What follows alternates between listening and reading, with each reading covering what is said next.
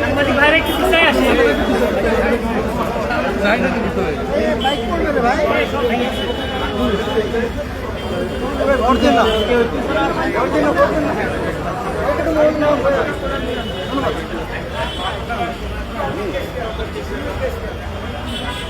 ভাই ক্যামেরা দিতে পারেন না ভাই।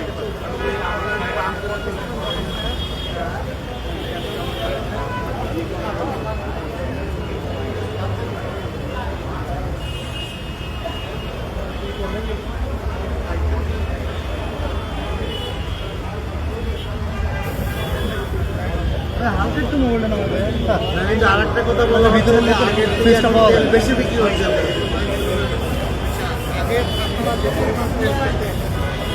সেই পরিমাণ 24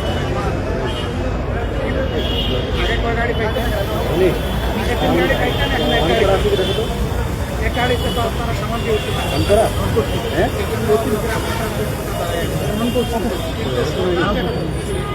আমাদের জ্বালানি মন্ত্রী যে বিবৃতিটা দিয়েছে তিনি বলেছেন যে আগের চেয়ে বেশি ভাগের এক পাবেন কি করে এই কথাটা সত্য না, ওই কথাটা সত্য না। শুনছেন আপনারা? আপনারা শুধু লাইভ সারা দুনিয়া বাস্তবতা আপনাদের কথা এক নাই তো। আচ্ছা, আপনারা কি বেশি দামে একটু আপনারা করেন এবং সেটা একদম দৌড়ে কিছু নাই।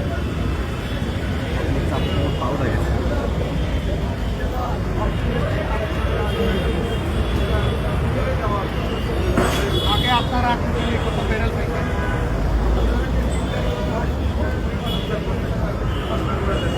24,500 লিটার, আর এখন পাচ্ছে 4.5।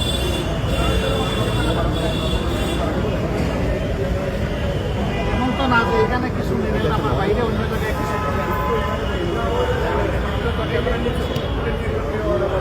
আমার হচ্ছে কি আমাদের একটা কথা সংসদের ভিতরে বলা হচ্ছে, আমরা বলি মহান জাতীয় সংসদ, পবিত্র জাতীয় সংসদ বলি না, সেখানে একটা কথা বললে তো এটা হিসাব দিতে হয়, হিসাব নিতেও হয়, দুইটাই দেওয়া লাগে নেওয়া লাগে। এই জন্য আমরা বাস্তবে এই অবস্থাটা বোঝার চেষ্টা করছি। বলবেন যে এর আগে বুঝেন নাই, এটা এখন আমরা প্রত্যেক লেভেলে যারা বিক্রেতা এবং যারা গরিব তাদের উভয়ের কথা আমরা শুনছি, তারা কি বলে না। আপনাদের কথা এবং আমাদের সংসদের কথা দিচ্ছি ডিফারেন্ট হয়। আসলে দেখেন এই সম্পর্ক আমরা তৈরি করি, আমাদের সরকারও তৈরি করি। এইটা বিশ্বে একটা যুদ্ধ শুরু হয়েছে, তার একটা কুফল হিসাবে আমাদের দেয়, কিন্তু আমাদেরকে সত্য কথা বলতে হবে। আমাদের বাস্তবে যা সমস্যা আছে এটা তুলে ধরতে হবে, সবাই বুঝবে তখন কেউ অসহিষ্ণু হবে না, ধৈর্য হবে। কিন্তু আপনি যদি বলেন যে সবই আছে, হেলতে লোকরা বলবে এটা আমার সবই দাঁড়ায়। আমরা এখানে যেমন গাড়িগুলোকে জিজ্ঞেস করছি, একটা গাড়িগুলোর দাম রাত 9টায়, রাত 9টার লোক আছে বলে যে এরপরে আমি যখন কাছে চলে আসি এখন জানি যে তেল আমি কী করবো, আমি তো এখানে পড়ে আছি।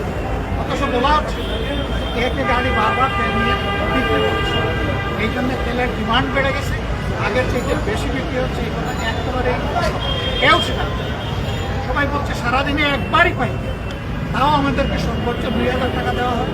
আর মোটরসাইকেল বলতেছে আপনারাই সারা 500 টাকার আমরা সর্বোচ্চ পাই, নিজে 300-250 এক এক পাম্পের অবস্থা অনুযায়ী সেরকম গাড়ি দেখা পড়ছে 8 ঘন্টা 10 ঘন্টা 7 ঘন্টা 5 ঘন্টা লাইনে দাঁড়িয়ে এইটুকু তেল বাধ্য হয়ে তেলের কাশে।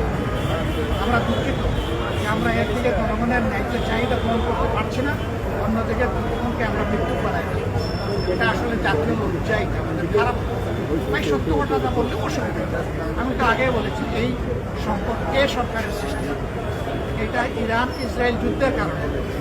সবাই মিলে আমরা বুঝবো, সেইভাবে চলবো, মিথ্যার আশ্রয় নেওয়ার জন্য, জনগণকে ধোঁকা দেওয়ার জন্য। ভালো থাকবেন ভাই। আর আমাদের অনুরোধ, আপনারা যা পাবেন স্বচ্ছতার সাথে এই কাজটা পাবেন না, কি করার আছে।